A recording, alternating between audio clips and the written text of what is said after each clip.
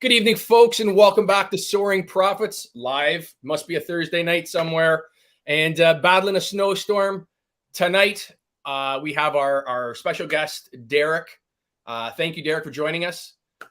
Derek has a fantastic story, very interesting life that he's led, and he's here to kind of shed some light on a number of facets that us here at Soaring Profits have been talking a lot about recently. And Derek's going to tell his story tonight, but a little background is. Derek is a recovering addict, a recovering alcoholic, and has since been able to put out publications, been part of a book series from Lisa. I think the profiteers out there probably remember our interview with Lisa and a few of the other lovely contributors, Wendy being one. And Derek, pleasure to have you, pal. Let's tell us a little bit about what Derek's doing, where Derek's journey has been, and what brings you here tonight to Soaring Profits. Well, what brought me here first and foremost is I watched your podcast with Lisa, and I found it very, a positive. There was, it made me feel like, yeah, there is something to be done. That's awesome. And I also felt it's a great forum, to be able to shed some light on some issues that I feel light needs to be shed on. Absolutely. Well, so Derek, you and I and James here before we came on here, we were talking, you're located down in Guelph, Ontario, correct? I'm in Guelph, Ontario. Now, is that how you and Lisa kind of came to be through her works? It's, I met her through Bob. Okay. Who I believe has either been on your podcast or is coming up to your podcast. Right. Yep. And, I just happened to be serving him in the restaurant that I work at, Angel's Diner. Yep. And I explained a bit of my backstory to him. Yep. And through that, he set me up with Lisa. Right. He said, I think this is a really good story. There's a new volume coming out, and I really think you should put pen to paper and get this story out, which is what I did. Well, talking a little bit again with you before we started here. First of all, Angel's Diner, I know it well. Had many a meal there over the days. A very cute little 50s, 60s cafe down in Guelph. Great spot, friendly people all the time. So I know exactly where you are. A great spot. And we've been talking again before here. We were letting you know a little bit about the work that we're doing with Path here in Peterborough, Ontario, for Peterborough, for kind of a tiny homes initiative that we've been kind of spearheading. And you were saying that even in Guelph, a similar type community to Peterborough, that you folks are having a bit of a homelessness issue down there as well. Can you tell us a little bit about what you folks are experiencing down there? It's exploded. Right. It went over the years. Like, I've been working where I work for quite a few years, probably 8 years. And it went from being, maybe 3 or 4 guys hanging out in the back, just drinking. And now it's evolved to groups of people, not only just drinking, but shooting up, carrying around their night tent as to wherever they're going to sleep that night. Yeah. And it's not just, localized behind my restaurant. It's now been spread across the city. Wow. Like, I happen to live, far from the downtown core, more in a residential neighborhood. And it's even popping up now in, vacant lots, in any greenery that may be around, we recently had a vacant building that was being torn down, and that sort of became, a hangout, because when I walked home at night, you'd see the flashlights, going in the building and everything. Right. So and I hate using the word pandemic, but it's truly become a pandemic here in Guelph and across Canada, So kind of related, but not fully related, is we often talk about, I talk a lot about motivation. And you were talking about how you often behind the Angel Diner, you'll go out with like 12 cups of coffee and you'll go talk to the people that are sitting there. And I just thought it would be good for the people to hear your journey and why you're now motivated to be outside with complete strangers talking about addiction. Like that is just not something that normal people do. Not that you're not normal. I'm just saying most people don't see a bunch of people in an alleyway shooting up drugs and go, you know what, those are the people I want to go sit or have a coffee with. It sounds like, so I talk a lot about the starfish story where we can like, so that's been a big drive for me. So the starfish story is this young man's on a beach, he's throwing starfish back into the ocean because there was a big storm and it's covered with starfish. And this old man sees it, comes up to the young boy and goes, this is crazy. Why are you even bothering? There are thousands of starfish. You cannot possibly make a difference.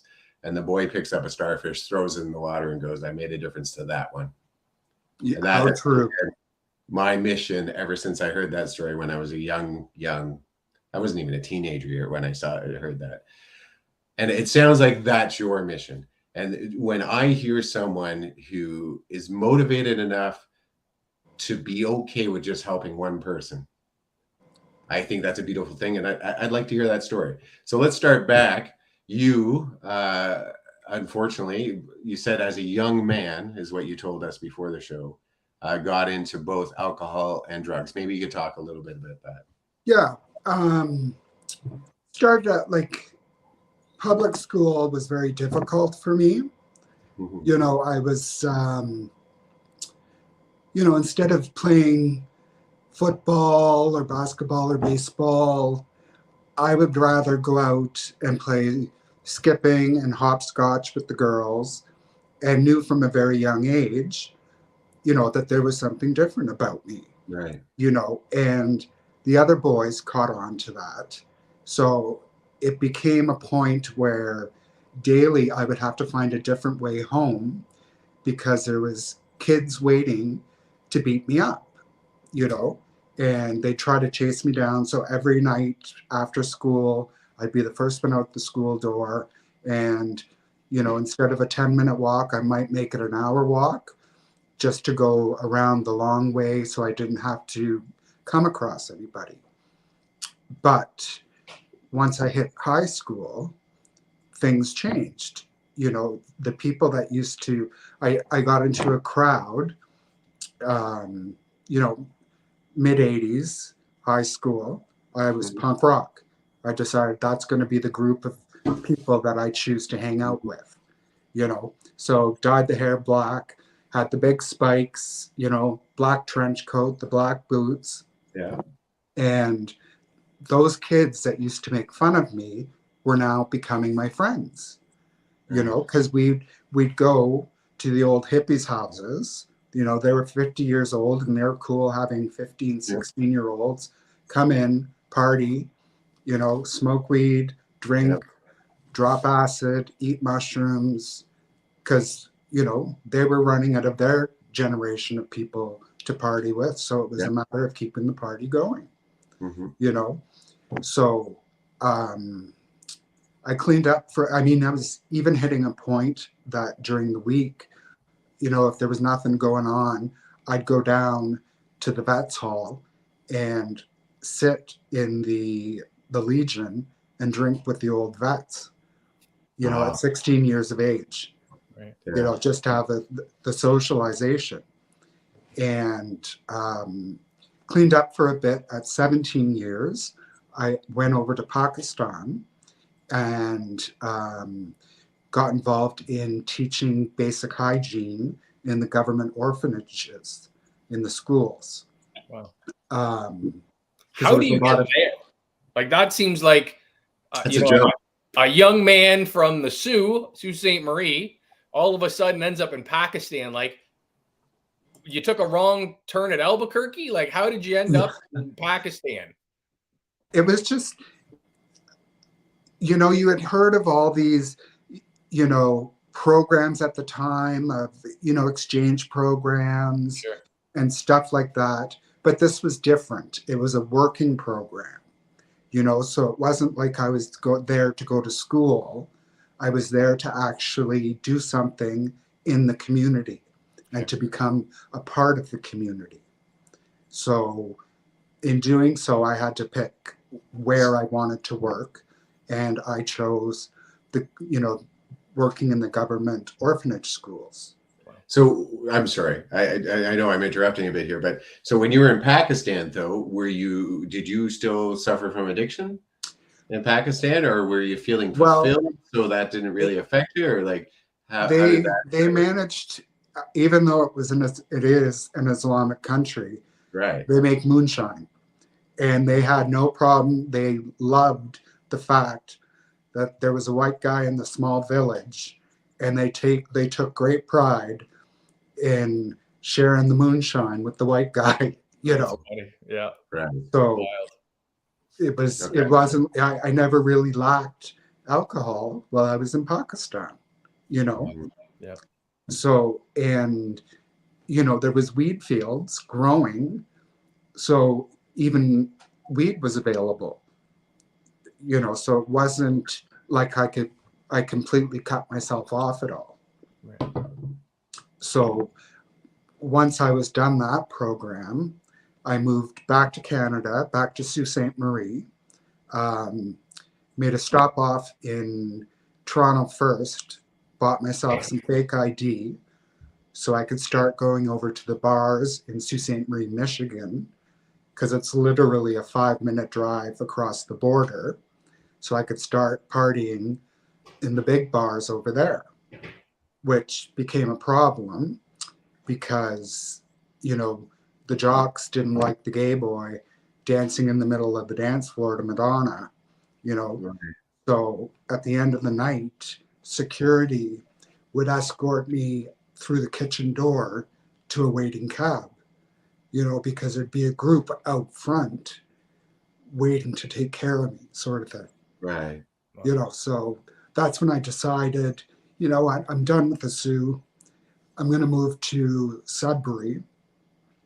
And in Sudbury, that's when I started getting into heavier things. I met my partner at the time, and we started doing cocaine and doing things like poppers. And, I eventually left Sudbury under circumstances. So I don't really know a lot about drugs. What's a popper? It's an inhalant. It's very popular in the gay community. Okay. It's almost like if the doctor is putting you under, Right. it's almost a similar drug to that. So it's something you just sniff and you get a 30, 40-second high off of it, and then, from Sudbury, while in Sudbury, I was working in a restaurant where, it was a strip plaza, and a few days before this event that I'm going to tell you about, a woman was working in an adults only video store, and she was brutally murdered. And one day while I was at work, I had 2 gentlemen come in, and I thought they wanted a table for 2. So I said, "A table for 2, gentlemen?" And they said, "No, we're actually here to see you." And I said, "See me?" And they said, "Can you put your hands behind your back, please? You're under arrest." And I said, "Under arrest for what?" And they said, "For murder." And what I found bizarre was I was an adult, but they actually called my father up in Sault Ste. Marie in the middle of his work shift to say, "We just picked up your son for murder." Weird. Which put my family into a whole panic. Yeah. So I kept saying I didn't do it. And they were, pointing their finger in my face. "You're just like Paul Bernardo. We know it. We know it." And for a second you think, do I have a split personality that I know nothing about? So they eventually questioned me. And then at one point they said, "Can you give us your shoelaces and your belt?" And I was like, "My shoelaces and belt, why?" And they said, "So you don't hang yourself in the cell." And that's when I knew this was really serious. Yeah. You know, so I did get a lawyer. The lawyer said, you know, this is ridiculous. They have no evidence. Don't give your DNA. But I did give my DNA anyways, because Sudbury being a small town, word gets around you've been arrested, then Right. it's considered you've done it, you know. So I gave my DNA, obviously and clearly it proved I didn't do it, you Right. know. So, And Derek, why do you think that you know, and again, small townish Sudbury a few years ago, obviously, why do you think that you became, you know, subject number one in an investigation of that nature? I don't know if it was the proximity as to where I worked. You know, I looked nothing like the composite drawing. Hmm. But it came out a couple years later that they were randomly going around and just arresting people, you know, for Really? this murder. Trying to, Wow. you know, people that were completely innocent. And they eventually found the actual murderer 7 years later, you Wow. know. And when I looked him up online, I went, we look nothing alike. Right. You know? So that started me thinking I need to get out of Sudbury. Right. And the breaking point was the boss I was working for. We used to sit around at night after the restaurant closed, my partner and I and the owner, and we'd sit around and drink for free and get drunk all night with him. Mm. He was just coming out of the closet, the owner of the restaurant, and unbeknownst to me, he was sleeping with my partner. Mm. So that was the breaking point for me. I decided I'm out of here. Yeah. So that's when I decided to move to Toronto, which was probably the biggest mistake. But once I got to Toronto, I got back into Coke, you know, and when Coke wasn't available, you know, I do crack. And, you know, in the gay party scene, there's a lot of gay party drugs. So MDMA, you know, ecstasy, you know, I was taking it all, you know. And at some point I reconnected with my ex just as friends. Okay. And he invited me over one day and he said, you know, are you still doing coke? And I said, yes, I am. And he said, you shouldn't be doing coke. He goes, that's garbage. He goes, crystal meth is way better. He goes, it's a much cleaner, much better high, you know. Wow. So I said, I'll give it a try, you know.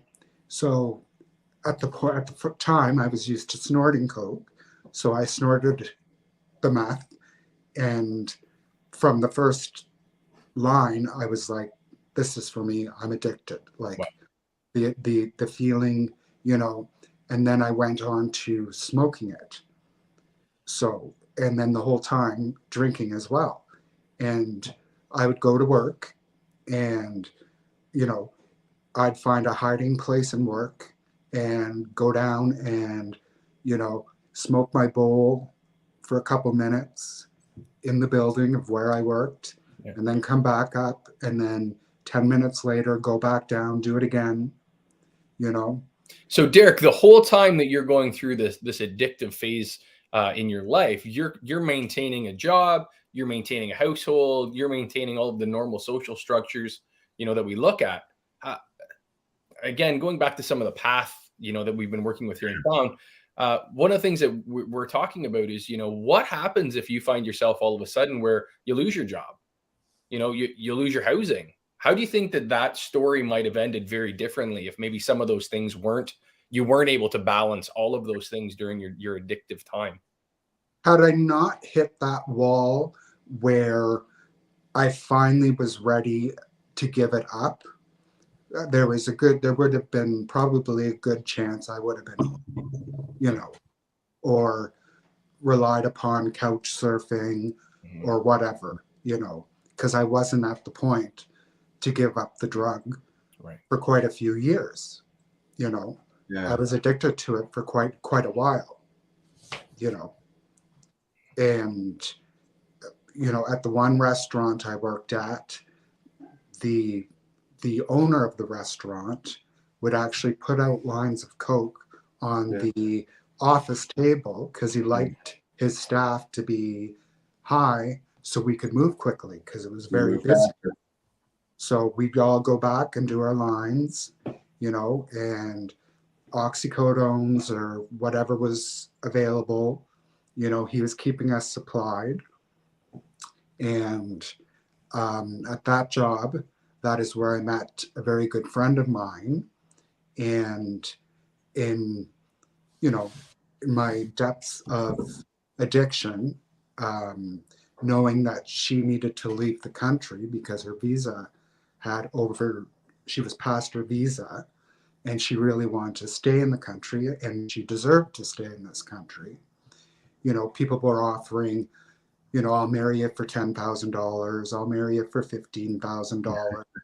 I just looked at her and I said, I'm not doing anything this weekend. Let's just go get married, Yeah.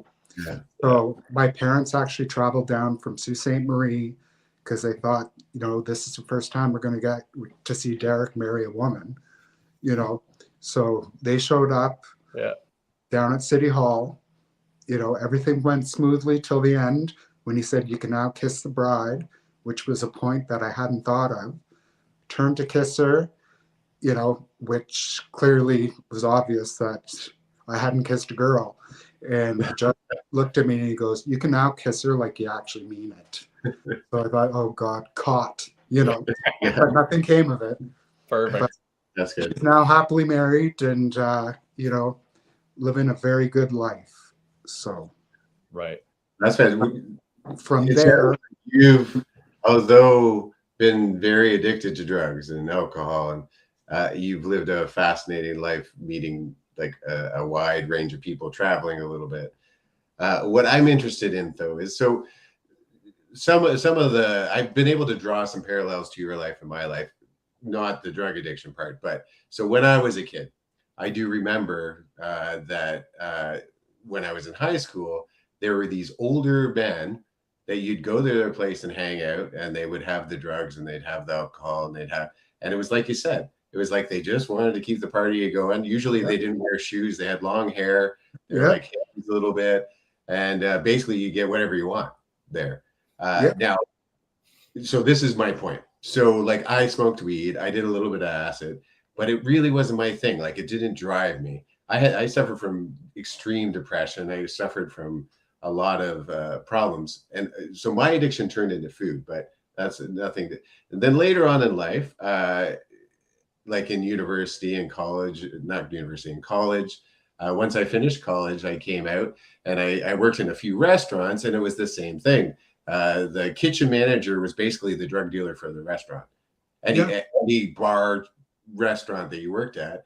And then afterwards, like at 3 o'clock or 2 o'clock when you shut her down, everyone just sat around and drank at the bar while you cleaned up. So it was like one of those places that addiction was very easy to get into. Yes. But again, I didn't. It wasn't my thing. Food was my thing. Yeah. So what I'm kind of wondering is it's a two-part question. The first part of the question, did you ever discover why you needed to, why this addiction pulled you so hard? Like you went from, like the way you said, Coke is not a thing anymore, crystal meth. And you went, yeah, sure, I'll try that. Like it just, in my life, in the way I see crystal meth, that's not even, like if Pat walked up to me and said, yeah, you should try crystal meth, I'm like, no, and we're not going to be friends anymore. Like it's just that drug that I'm very afraid of. Whereas, like you do mushrooms, go ahead, weed, those things I'm not too worried about.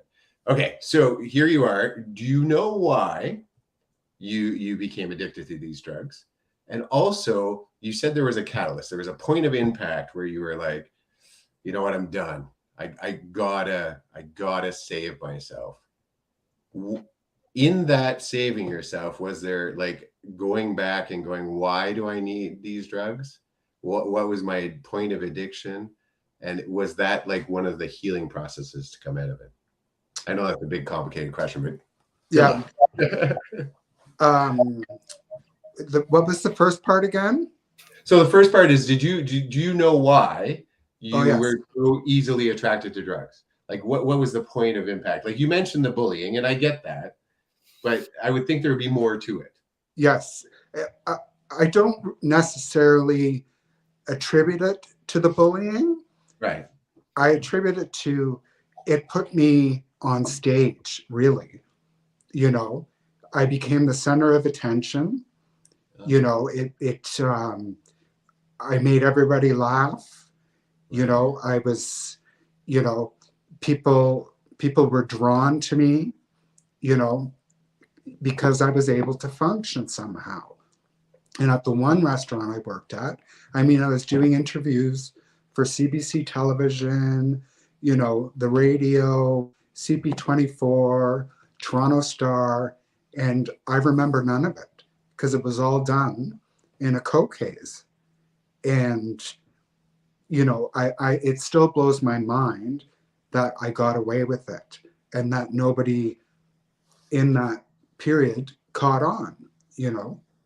And Mhm. but to be honest, at that restaurant, it was encouraged and supplied, you know. So it's not until I went and quit that job and started working in um, the gay village, managing a restaurant. That's where I started, you know, the heavy crystal meth use. Right. And that's where I could find it was a multi-leveled restaurant, so I could go down to the basement, you know, get high. I could go up to the top floor because nobody was up there because it was quiet night. I could get high, you know. Um, but what finally brought me out of it, I think, is something just kept eating at me, thinking, this isn't right, you know? Like at one point I thought, I'm going to live forever. Like there's nothing wrong with crystal meth. There's not like, you know, it makes me feel good.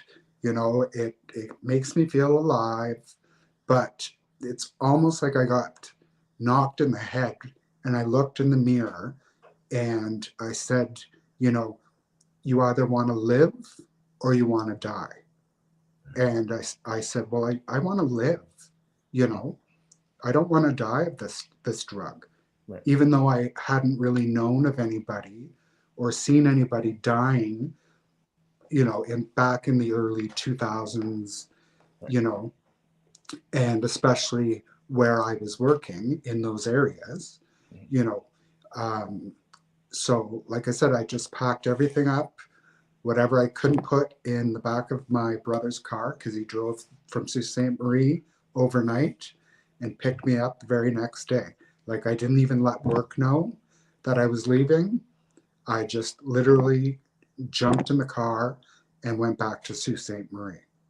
So you're telling me there's a manager somewhere down Toronto still trying to find you for your shift. Yeah, and probably one angry owner. Right. So Derek, tell me something here. You end up in your brother's car, you're driving back. First of all, it sounds like you have a support network that is there, that cares about you, that's, you know, drives the 7 hours. Well, what is it? Yeah, Almost 8 hours? 12 hours. 12. Okay. So even Yeah, worse. So somebody yeah, must really like you. yeah, So you get in this situation where you're like, hey, you know, I've hit my rock bottom. James, you know, with the profiteers, he likes to call that the point of impact. So you Mhm. find yourself now, you're heading back to Sault Ste. Marie. What is that conversation like in that car ride? What is that conversation like when you get home? What does the next 6, 7, 8, 9 months look like for Derek Smith and his family members? Well, the ride home I don't remember because I slept the whole time Right. Right. because I was off the drug. Like on meth, I when I say I could go 4 sunrises and 4 sunsets Wow. without closing my eyes, I could. Yeah. You know, so it was a really good sleep on the way home, and I slept for maybe 3 weeks. You know, Uh-huh. once I got home. Yeah. My brother said, he goes, had I not picked you up today, Derek, I think you would have been dead tomorrow by the Yeah. look, you know. Yeah. That's wild. And that's where, you know what, we talk about addictions in our communities. We talk about, you know, the mental health side of addictions and the, you know, what else is there. But, you know, how does your family, knowing that all the things that you've been through over the last number of years, once you get home, what do those conversations look like? What does that support look like? What were the hard talks? What were the things that you had to check with all of your family members and kind of come to an understanding? What does that look like? They were very shocked because I kept it very well hidden, Right. you know, but they were extremely loving on me. Like there was Yeah. no judgment, no how could you have done this, no, you know, you should have known better. It was just a matter of, you know, you need to heal, you need to get yourself better and get yourself into a better frame of mind. Right. You know. Yeah. So how Isn't that long? Sorry, go ahead, James. Isn't that interesting? Because like you said, Bob. So Bob McCabe is I'm pretty sure that's who you're talking about. Yes, From correct. Speaking Recovery. So he had kind of like you both were addicted. His story though was he hurt the people around him. He hurt his family members. He hurt his children, and he had to come back and kind of almost atone for all of that. Yeah. Whereas, like you said, like it's an interesting psychological perspective of addiction for you, is you were getting an intrinsic feeling from others because of your addiction. You were like, I get to play this personification on stage in front of everyone and fulfill a role for them, and I get that from it. So the addiction is more the attention you were getting. That's exactly what it was. Oh. You know. So that's it's exactly. almost like it made you not break. Sorry, this is all just coming live in my head. It's almost like that's what made you keep human connection. Whereas a lot of other drug addicts that we've talked to, they cut off as much human connection as they can because they want the drug. The drug's what's addictive. And that's just an interesting side of it for me, and talking to you anyway. But so getting back to that, so now you've recovered. You went through a long journey of recovery. I imagine it was just as hard as anyone else's, because there's a level of addiction to that I couldn't even imagine. And now you see others suffering, and Correct. you know what that's like, and you know where they are, and you probably likely know that they don't give a shit about Derek. And you know, Derek, you can come out here tomorrow, the next day, you keep on bringing me sandwiches and coffee, I'm in. But I'm not going to fucking get off drugs. You don't understand. Yeah. So what? So you go, like, you know, you're throwing that same starfish out into the water. It keeps on swimming back in. What's that look like for you? Well, I want to get to the point where, you know, the line of communication can be more open, Right. and that, you know, they'll be willing, you know, to listen to an ex-drug addict and to see that it is possible, you know. Right. And I know it's a personal decision. You can't force anybody. Right. And, you know, but I want them to see that there is another side to it, you know, because in my heart, I don't believe anybody really wants to be a drug addict, you know. It's just, you know, for a lot, you know, mental health is a huge role in their addiction.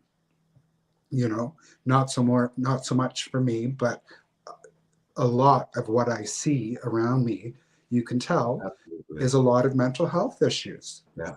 You know. Yeah. That's a lot of what I see too. It boils down to self-medicating almost, because they can't afford the drugs that would help. And coming with the drugs that do help is all kinds of questions, all kinds of judgments, all kinds of, you know, like we're just slowly getting into the fact that men can have mental health problems. Like we're just, you know, discovering that. And it's like one of the leading cause of men dying. And we're just discovering that men can have mental health problems and need extra help. That's ridiculous. And so, like, I know the people that I've talked to, it's about self-medicating. It's about not feeling those feelings anymore, not feeling the pain and the anguish and the anger and it really, I just think it's beautiful that you're trying to reach them. So do you have an idea? Are you formulating a plan as you go out? Because right now you work in the kitchen, right? You're a cook. I'm a server, but yeah, like Yeah. So I feel almost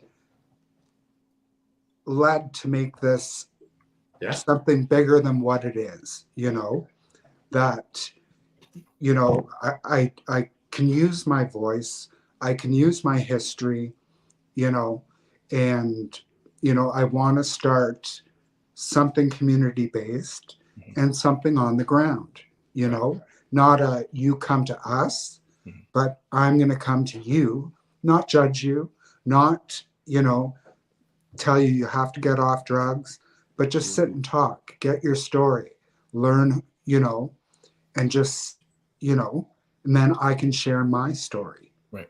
Yeah. So Derek, I think that segues perfectly into the story that you've wrote and in the book that you have. I think you've got a copy of it there that you were a contributing author in. And what was the focus of your story in that publication? Can you show us the book just so we can, if anyone would like to read your story among other people's stories? There you go.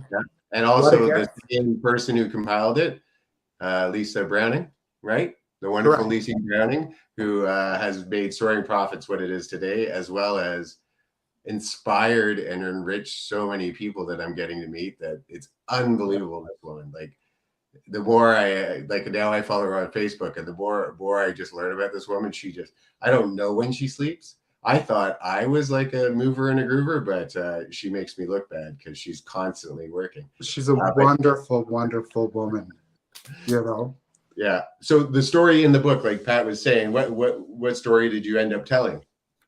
I started it off in my coming out stage,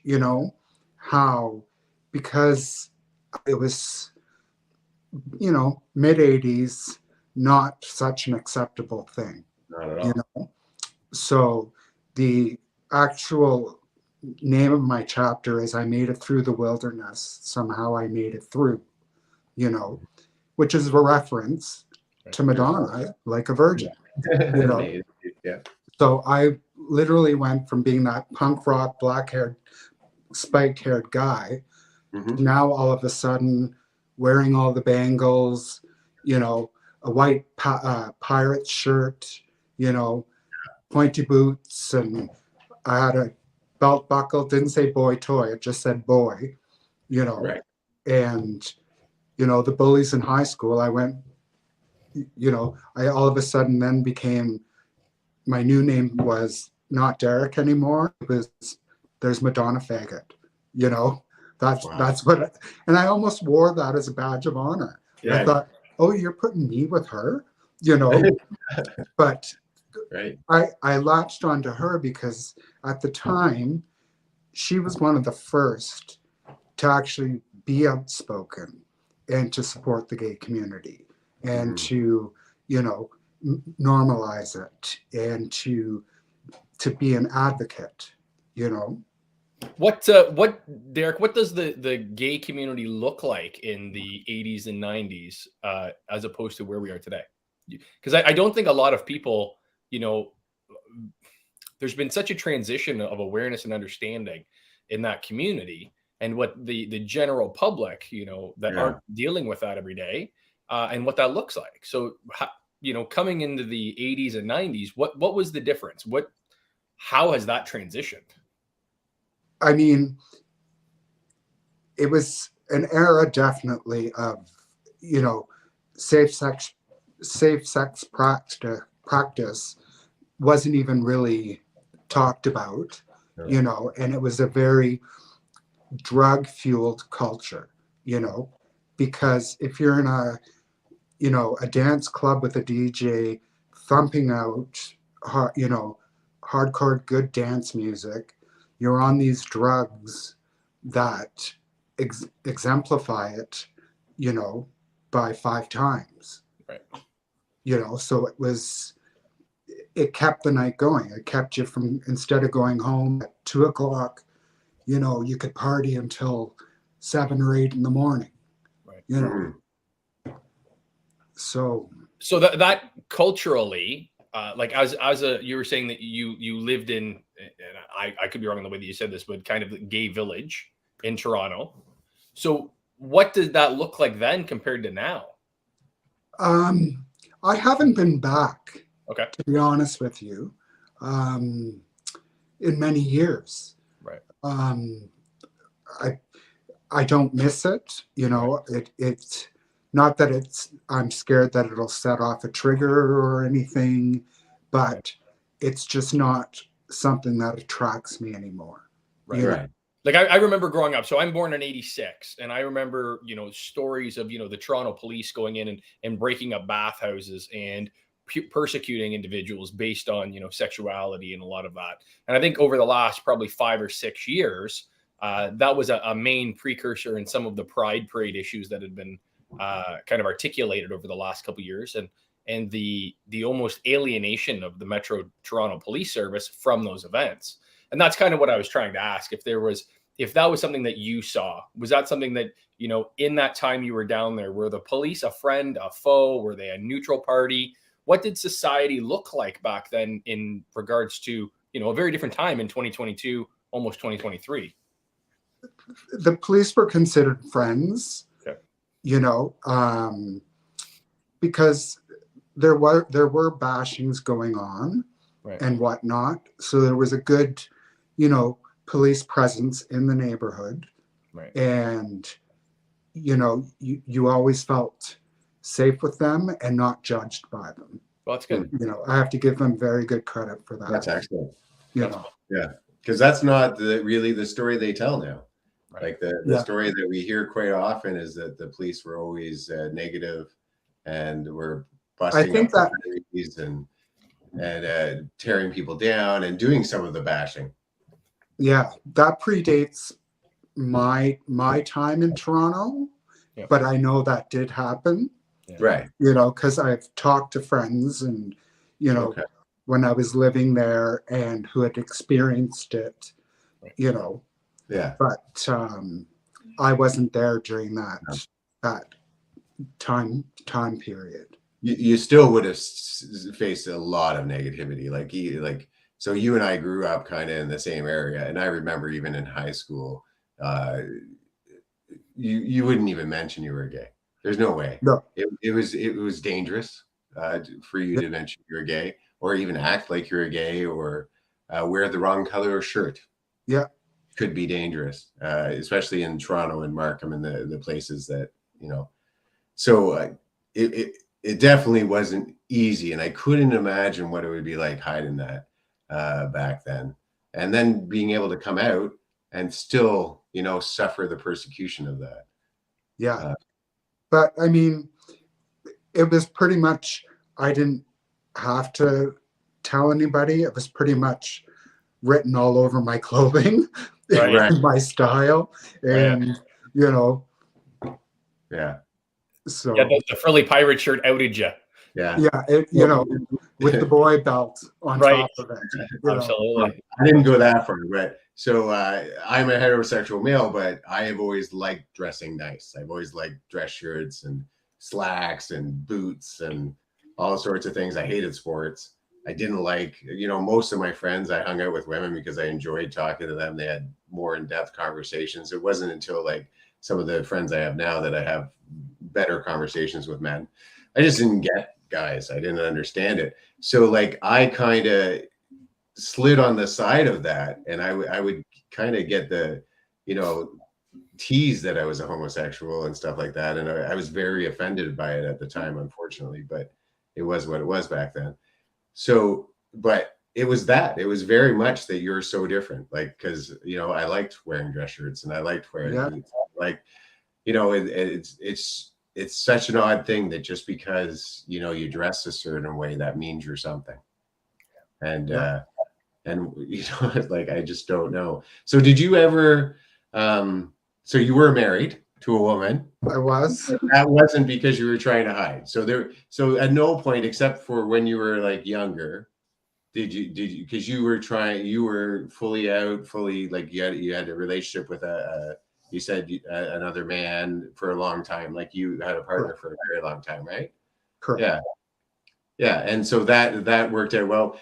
Do you think it's because of the places you were in, the locations you were in, or do you think it's just because of who you were? Because maybe the drugs made you like they're just that more, or? I think, the drugs certainly brought out a lot of my personality, Right. not in the right way. Like, I should have just let it happen naturally, Yeah. but this brought out my personality and exemplified it and magnified it, Right. and, it felt great. Like, I was at one restaurant I worked at in Toronto, like, it wasn't uncommon to be serving movie stars and whatnot. So it made me feel something, Yeah. It made me feel like, oh, I'm amongst this class, and you know, Yep. Well, and that's in a lot of ways, Derek, I think that's a very interesting dichotomy where a lot of people find themselves in drug abuse to not feel, right? They're trying to numb something, they're trying to hide something, they're trying to push away from pain. Where for you, like you say, is that it was center stage. It was the lights are on, my personality comes out, all of these things. And I think, Derek, it goes to some of the successes that you've had maybe in your life and your ability to be able to cope and maintain is that was what you were doing, right? When I look at some of the individuals that we've had, the pleasure of interviewing and talking with, Yeah. a lot of their stories are a very deep personal anguish, and they turn to drugs for the numbing factor. They're turning to alcohol to numb themselves. They're turning to extreme opioids to numb themselves so that they don't have to deal with what they were dealing with in the mirror, everything around them. And it's that, again, going back to kind of the homelessness, the addiction side of things. It sounds like, you were walking through a world that, when you end up in that stage, you're one misstep away from catastrophe. And it sounds like you've been able to, over the last number of years, be able to get yourself straight, get to where you're now being able to be an advocate for other people that are going through the same thing. And that's very impressive. And what do you think is next for Derek Smith? well, like I said, from writing this chapter, I almost feel led in the direction of continuing working in this field in some way, shape, or form. Yeah, right. I feel it's my responsibility. I was given an opportunity, where most people would be dead doing the amount of drugs that I Right. did, Yeah. Right. and the amount of alcohol intake, Yeah. And with the same with the crystal meth, I would pray every night. I would say, God, please don't help me not to drink tomorrow. Help me to stay away from the bottle. And first thing in the morning, even before I went to work, I'd crack open a beer, have a beer, and then be drinking vodka all day at work. Yeah. And then I finally, prayed and just made a conversation of it. I said, God, you know as well as I do, it's going to take a bonk over the head in order for me to quit drinking. Yeah. And that was on, I remember it being a February 13th that I prayed that prayer. Wow. February 14th, had my first cup of vodka at work, had a couple sips of it, and bam, went down on the ground and bonked my head off the bar. So I thought, there was my bonk over the head. Yeah. I better not pick up a bottle again, And you looked up and said, you didn't have to be so literal. Yeah. It's funny you say that, because Bob McKay was talking about his thing, and he said it was very religiously driven. He felt that there was someone guiding him to the first meeting he had to attend, that he actually got into prayer, and that kind of led him away, gave him the power. He felt that his power to get off of these drugs was external, And it's interesting that you're kind of saying, you know, that you got your point of impact, literal point of impact, from a bar. Yeah. Yeah. From prayer. Yeah. Yeah. No, very interesting. And the amazing thing is after that bonk, literal bonk, the taste, the smell, and even the feel of being drunk and the smell of alcohol and everything was taken away. You know, never have I attended a meeting, not that I'm opposed to them in any way, shape, or form. Yeah. You know, but I have not had a sip in 10 years. You know, it was like that. The taste was taken away from me. Yeah. You know? Yeah, that sounds uniquely divine, doesn't it? Like, no matter what your religious or spiritual overtone or undertone, that seems kind of uniquely divine to have a spiritual awakenment like that, where the thing that was, you know, the monkey on your back for so many years is now just so off-putting. That's very interesting. I agree. I agree. Sorry. Yeah. Before I forget, though, I've been having this rolling around in my mind. So Scott, who is one of the members of the steering committee of PATH, he is an urban missionary. And you're describing the work of an urban missionary every time you talk about what you want to do in the future, what you're thinking. So I encourage you to take a look at our Scott. It's Soaring Prophets with Scott something PATH. But it's all about him. There are parts that he talks about being an urban missionary.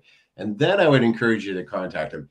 Very knowledgeable, very smart guy who's been doing this for quite a while. He boots on the ground, this guy. He goes in, he talks to the homeless people. He talks to them about addiction. He gets some sandwiches. He gets some food. He gets some coffee. He gets some blankets, clothes, whatever they need. It sounds like he's been in it a while. And I think he would be a valuable information resource for you. But anyway, so we can get you that information. Like I'll send you his email. But I also encourage you to watch the Soaring Prophets PATH with Scott, because it was an interesting interview, and he talks about being an urban missionary. And what you're describing is what he told us about. Wouldn't you say, Pat? Absolutely. And it's funny you said that, because the whole time, obviously we've been, you know, talking with Scott a lot lately with our kind of journey helping PATH, but it sounds very much like it. Now, he comes from a very religious background. He was a pastor for years, and you know, that's helped him in certain aspects. But this is a guy that literally loads up his truck. He's been able to arrange people in the community and just goes around and has conversations with people. And he's that guy that he goes, you know what?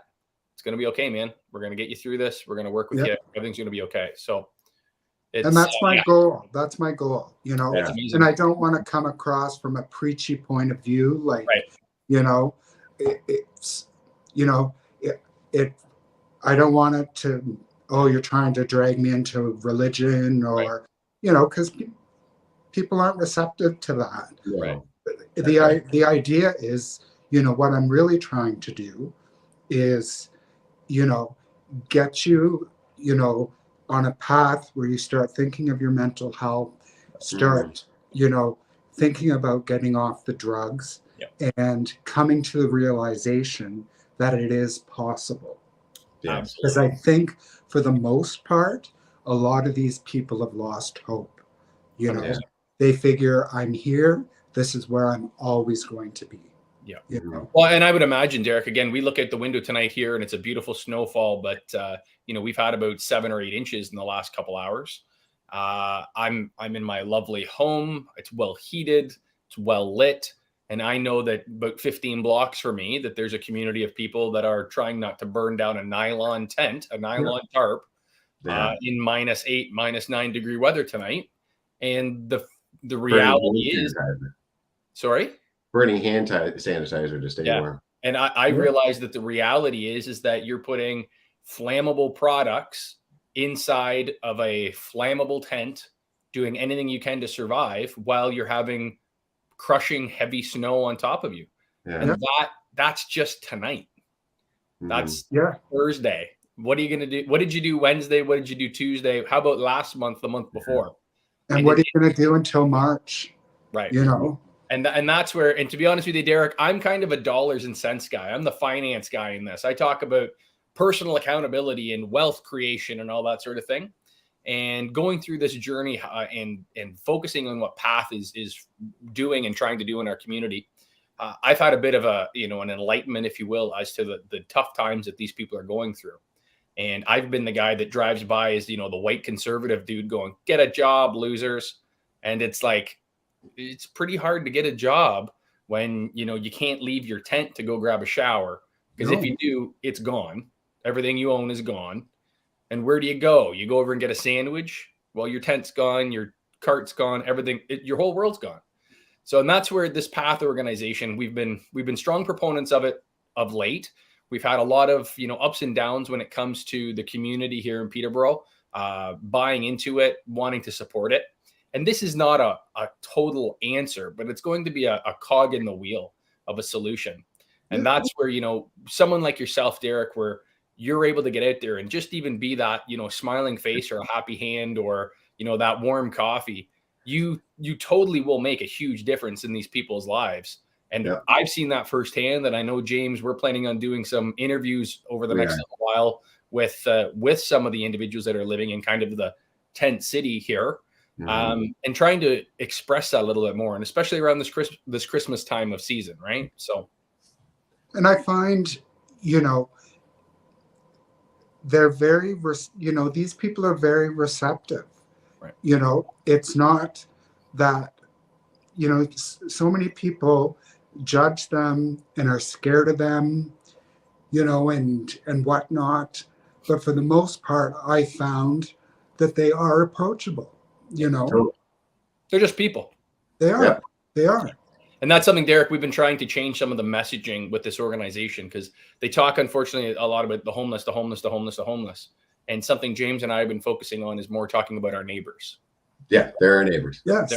They're our neighbors. And if we can change kind of the mentality of homeless is a guy living down by the river, right? Yeah. It's right. It's almost like, someone that was over in Southeast Asia, Pakistan, India. It was like the untouchables. You can't go near them. You can't engage with them, all that sort of thing. Well, our neighbors are poverty-stricken neighbors. That's very different. Yeah. That's someone that needs a little bit of help. And how can we do that? Exactly. Right. And that's a point I'm trying to, I brought up with my mother last night. We were talking and I said, our churches sit empty all night. Right. Why aren't we opening them and giving these people a warm place to sleep, And most churches are equipped with kitchens in the basement. Yeah. Why aren't we feeding them a hot meal first thing in the morning? The bureaucracy, Derek, that I have found over the last month or two has been unbelievable. Like, and I mean that. Like, we say the word unbelievable all the time. Yeah. The word unbelievable means that it is just beyond rationale. Yeah. Like, Pat, I think that what you're suggesting, no brainer. We both go to a Catholic church. It's a cathedral, beautiful cathedral, has kitchen, has everything you have. For them to do that is unbelievable. Yeah. For one, the city wouldn't allow it. Yeah. The liability. What we're told, Derek, is that the liability of injury, damage, all of that is so high that insurance, they won't cover you. The only thing that they will allow to happen is once there's a certain weather criteria that occurs. So like a night like tonight, maybe it gets cold enough where they'll allow a warming room. So insurance agencies will insure a building to be a warming room, but that is between the hours of like midnight and 1 o'clock ballpark and 6 a.m. Then you got to be out. Yeah. And if you stay and if you sleep, that is a totally different thing. And the city has to fund that and insure that. That is such a weird dichotomy that we're at right now. We can't help people because we're not insured. Yeah. That's crazy. And to me, I'm in the belief that the church should be separate from the state. Right. The church should be allowed to do what the church wants to do, Yep. Yeah. And, Derek, that's such an interesting play on that.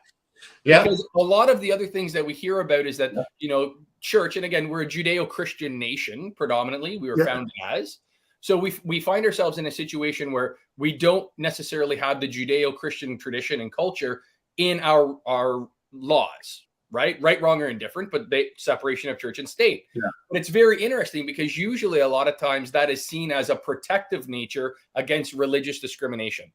And on the flip side, what you're bringing up is like, hey, let the church be the church and do their job. Yeah. Let them protect and help people. Yeah. That's super interesting. Yeah. Which would actually take some pressure off the government. The government doesn't want to deal with it, you know. So let those who do want to deal with it, who have the resources, the hearts, and the space, you know, give this a shot, you know. Eric, you just solved a big problem. You just solved a big problem. And it's something that I've had a conversation on this podcast many times, is that I often flash back to the days of old, if you will, where the church was much more involved in the community. Our social services and that sort of thing stemmed from the religious institutions. Yeah. And we've walked away from that. Now, again, right, wrong, or indifferent, the government has taken those institutions over. Problem is, I find personally, as a good conservative, that whenever they get involved, they fuck it all up. They do. 100%. They do. Yeah, they 100%. Yeah. You know. Yeah. Well, it doesn't take. I remember when I was a kid, like I could go to my church at 3:00 in the morning. I could go to my church, you know, at noon when there wasn't mass, and you go and you kneel down and pray, and eventually Father would come out and go, "What's going on? Right. Like, why are you here? What are you doing?" Yeah. And you'd have a really good chat with Father because you needed it at the time. Yeah. But now, like I remember Pat wanted to go in to pray because unfortunately his father passed away recently. And he talked about, he reached for the door handle and he was locked out of his church at a time that he needed it, at a time that, what if it was his point of impact when he needed to get in there and feel the voice of God so that it would change his life. You know, it just boggles my mind that we're so, I get the whole theft and all that stuff, but there's ways we can counteract that. And I'm with you. I think we allow churches back in the game. Let's let them open their doors and say, yeah, come on in. We'll have some coffees. We'll have a fellowship. We'll do some chatting and try to change the world back again and take off the handcuffs that have been put on. Yeah. And I'm not saying open them up to be, okay, you got to listen to us. You got to, but as, saving people's lives, getting them off the street for the night, giving them a warm meal in the morning, talking to them, listen to their stories, Well, those things all sound like charity to me. And when I look at, back in history, those were some of the fundamental dogmatic principles of the churches. Yes. Yeah. Charity, right? Well, charity now, unfortunately, appears to be, it's at, the behest of the tax man that we're going to tax you so that we can open a warming room, but we can only open the warming room under these parameters, but we're going to make sure that you pay your property taxes for it, right? So I don't know. It's a very odd time as far as the homelessness, the addictions, the mental health aspect. And I think we're at a pivotal turning point for all of it. Like it's about to break. And I don't know if it'll be a solution or if it will just be catastrophe. Yeah, I'm hoping solution because I mean, it's been festering for far too long, right? And when you roll a snowball, it gets bigger and bigger and bigger, and then it's harder to break that snowball. Absolutely. Yeah. Well, Derek, it's been a pleasure, pal. We've been a little bit over an hour here. I think we can wrap it up. So, Derek, what we do in all these talks, when we first talked to you, we said, there's kind of no gotcha questions, but this is where we kind of stick you at the end. So James and I both have a sign off. And what we do is we always give our guest the last word. So something inspirational, something to leave us with, whatever you can come up with. So James and I will do our little sign off and then we'll leave you with the last part. So Profiteers, thank you again. This week, we're going to try to get some more content up for the Soaring Profits and Friends James has been working on. So we're all going to be getting our content in. Those of you that are watching out there that are going to be sharing, get it in. And as well, we're coming up to the Christmas season right now. If there's things you can do in your community, please help. Whether that's, friends maybe dealing with some issues at home, check in on them. There's a lot of people right now that are going through a lot coming up to Christmas, maybe not seeing the family that they necessarily get to on a daily and reaching out. You might have a lot of people that are right on the edge of a lot of problems right now. So like always, folks, thank you for joining us. We'll catch you later, and let's make some money together, guys. I agree. Pat's absolutely right. There's a lot of people that are running out of money, running out of time, running out of patience. I have heard so many of my good friends have turned to alcohol in ways that they're drinking 3 or 4 beers a night. And I'm saying to them, you might be an alcoholic if you do that. I'm not saying you are, but you might be, and you might want to look into that. But there's all these people going through these dark roads and these dark pitfalls and dark travels. And it is very easy. I did it for, 36 years, where inside I was a weak, tired, broken man that crawled everywhere he went. But outside, I pretty much looked like a cheery, fantastic, joyful, funny guy. You need to go ask those questions. How you doing? What's going on? What's new? How can I help? Mainly, how can I help? That's the most important weapon in your arsenal. If you do live in Peterborough, or even if you live anywhere in a community that is trying to get tiny homes into action, what they need right now more than anything is for you to start writing the politicians and let the politicians know this is something you want. You want to help the most vulnerable neighbors in our community right now, the neighbors that are sleeping outside while we stay warm in a storm that is Armageddon, is what they're saying on the news. And that, I have friends that are like telling me how hard it is to shovel while they're sitting beside their fires on Facebook here. And I'm like, yeah, well, you have a place to sit though. So get out there, please. Start writing these letters to Path, to the politicians. Tell them that you want Path to have a permanent home.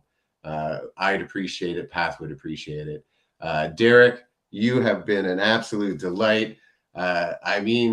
Lisa, she is just a collector of fine, rare wine. And you are one of those fine, rare wines on the shelf there, top shelf.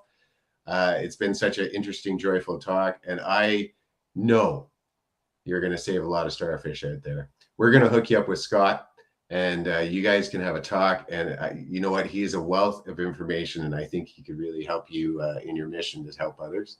And I look forward to hearing all about your next journey. And you know what? Maybe we'll be able to go along with you one day, and with our little cameras, and you can introduce us to the people in Guelph and some of the people you helped and changed the lives of. I would really like that. I got chills right now just thinking about it. Anyway, profiteers out there, I love you. If you're hurting, if you're sad, if you're depressed, if you're feeling unmotivated, reach out to a friend, please. If that friend is me, then reach out right away, because I'm here for you. I love you all. Let's heal our minds, bodies, and souls together. Derek, this is where we stick you with the last words of wisdom. Well, first and foremost, I'd like to thank you very much for having me on this evening. I think it was a great chat, and we covered some great topics. Absolutely. And, for those watching, I'd like to wish them all a Merry Christmas, and to keep in mind, if you see that guy sitting outside a Subway and you're walking past Subway, maybe go in and buy him a sub. If you see that person sitting outside of Tim Hortons, maybe go in and buy them a coffee and a donut or something, and pass it along. These people aren't, they're humans. They are, like you said, they're our neighbors, and they deserve a chance at, a better life, just like everybody else does. So I encourage everybody to stop, look around, and really take in what's going on, and to try to make a difference. Write to who you have to write to.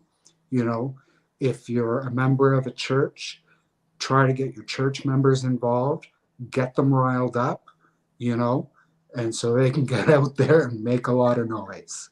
Absolutely. Sounds great, Derek. Thanks again, folks.